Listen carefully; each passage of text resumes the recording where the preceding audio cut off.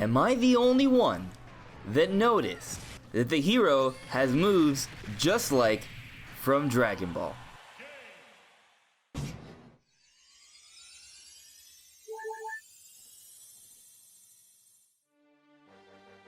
Welcome everyone, this is AndresRestart, and today we're going to talk about how the hero and its presentation with Sakurai maybe could be telling us a little bit more about the future for the Smash Bros. Ultimate DLC. Now for starters, just kind of piggybacking off my little intro for this video, I love the hero. I think he's cool. I love these moves that he has. I love the Kaboom move. I love the Psych Up move or the Kerfrizzle move or whatever. They all look kind of like Dragon Ball moves.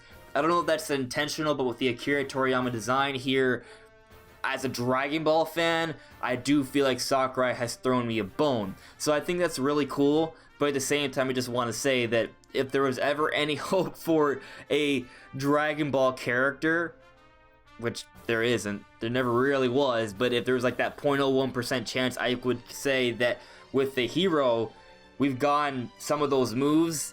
I think that should completely dispel the idea that we got, like, this is, as a Dragon Ball fan, I'm happy with the hero. Like, even though I'm not a Dragon Quest fan, I'm just kind of happy with that Akira Toriyama design and some of these moves. That's really cool in and of itself, and I just want to put that out there. That all said, there were a few interesting things that I took from this recent presentation showing off the hero that have changed my opinion a little bit on what to expect for the rest of Smash Bros. Ultimate DLC. So let's first talk about the modes. They showed off a few new modes for coming to Smash Bros. Ultimate. Another difficulty, they changed up spectator mode a little bit, they added an online tourney mode. All those things are nice to see, but it wasn't like a break the targets or home run contest or smash run kind of mode. However, there was a data mine that showed data for both a stage builder and a home run contest mode. We got the stage builder. I was kind of thinking going into this presentation that we would see a home run contest, but we still haven't seen it. But I still think it's coming just later down the road. We got these other modes instead. But either way, we did get new modes along with the hero coming to Smash Bros. Ultimate. So this sort of strengthens the idea that with each fighter pack, we will be getting new modes. So even if we don't get the home run contest, I am thinking that when Banjo comes around and when the 4th and 5th packs come around, there will be some additional new content besides the actual fighter pack. I'm looking forward to that. I can't wait to see what Sakurai and his team will come up with to continue to improve Smash Bros. But when it comes to the final 2 fighter packs, I was looking for some potential hints. When we got the Joker presentation, they did also reveal the stage builder, and with the stage builder, we saw the little green witch that looked a lot like Gruntilda. And then the next time we saw Smash Bros., which was at E3, guess what? Banjo-Kazooie was revealed, and also Gruntilda is a big part of that Banjo and Kazooie pack that's coming to Smash Bros. Later this year. So I was kind of hoping that maybe we could see some sort of subtle hint for that, and after watching over the presentation a couple times, I didn't notice anything. There was a plant, and I'm pretty sure it was just a plant behind Sakurai, nothing more. But maybe you guys noticed something, so if you did, please share it with me in the comments below. Would love to hear what you guys have to say. There's a decent chance that if there was anything, I might have missed it, so please help me out, let me know if you saw anything in the comments. But the other thing that I was sort of looking forward to seeing in this presentation was what we would be getting with the Mii costumes for this pack. Because the thing is, a lot of us, myself included, have been sort of considering very strongly the Mii costume theory. Basically, it's just a theory that we will be getting the missing Mii costumes that we had in Smash 4 with each individual pack represented by the different companies that had those Mii costumes. Sega, Capcom, Bandai Namco, Square. With the Joker from Persona 5 pack, which is published by Sega, we got Sega Mii costumes. So people were sort of thinking that with the Square pack, with Dragon Quest and the hero, we would be getting some Square Mii costumes, and if that would be the case, that would suggest that 2 of the final 3 packs could maybe be from Capcom and Bandai Namco, because we're missing those Mii costumes as well.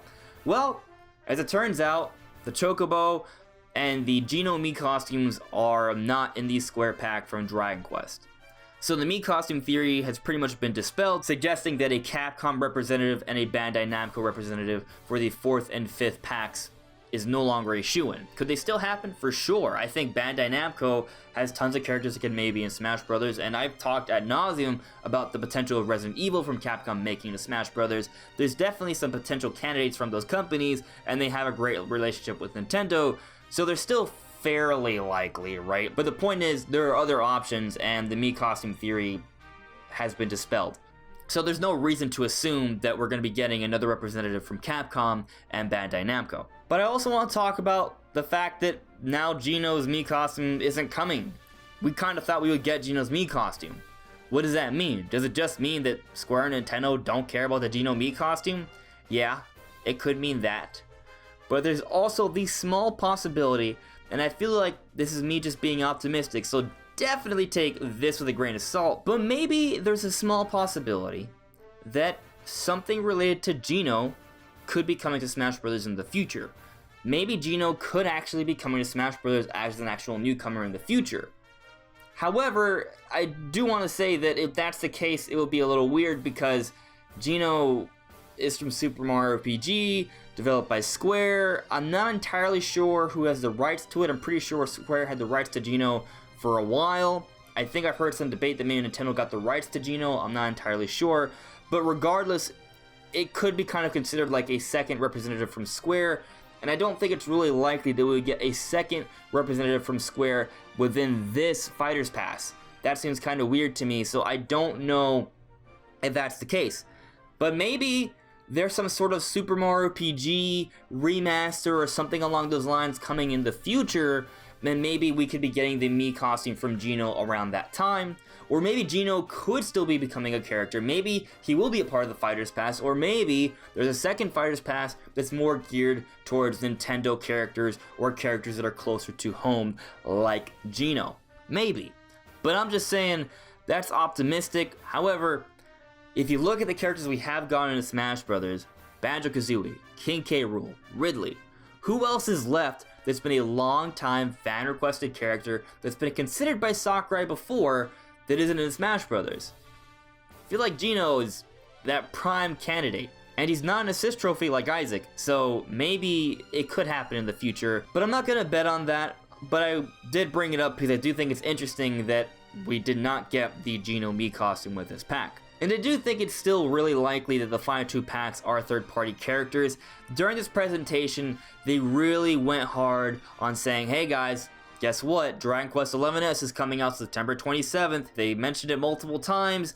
They are really pushing this game alongside the hero in Super Smash Bros. So that just kind of goes to show you that each character that's coming to Smash Bros. For this Fighters Pass is a third-party character, and they're trying to push some sort of game that's coming out on the Switch as well. With the Joker, we're getting the Persona 5 spin-off, the Scramble thing, and there's a whole rumor of a Banjo-Kazooie game coming to Switch, and of course Banjo-Kazooie sort of showcases the relationship between Nintendo and Microsoft, and then now, obviously, we're getting Dragon Quest XI's with the hero. So bearing that in mind, I gotta consider third-party games that have been coming to the Switch or could be coming to the Switch. We've gotten a lot of Resident Evil games, so I still feel like there could be a Capcom representative from Resident Evil, maybe Leon or Jill Valentine. And then we've also been getting a lot of Doom games recently. A lot. We're just ported over, and we still have a whole new Doom game coming. So maybe Doom guy from Doom, Bethesda publishes that game. We did hear that Bethesda and Nintendo were talking together about Smash Bros. In the past, so maybe Doom will be getting representation in Smash Bros. In the future as well. There's a whole bunch of third-party games coming to the Nintendo Switch, so there's a whole bunch of options out there, and this is all with the assumption that the final two packs have to be third-party characters. They don't have to be. I would love it if it was Geno or some sort of other character like Rex and Pyra, but I'm still gonna bet that the final two packs are third-party characters, because look at the first three, it makes sense. I think it is some sort of big sort of marketing campaign with third parties and Smash Brothers. But what do you guys think? Has your opinion changed at all after seeing the hero and his presentation, all the content that's come with it, or do you still feel the exact same way about the future of the Smash Ultimate DLC?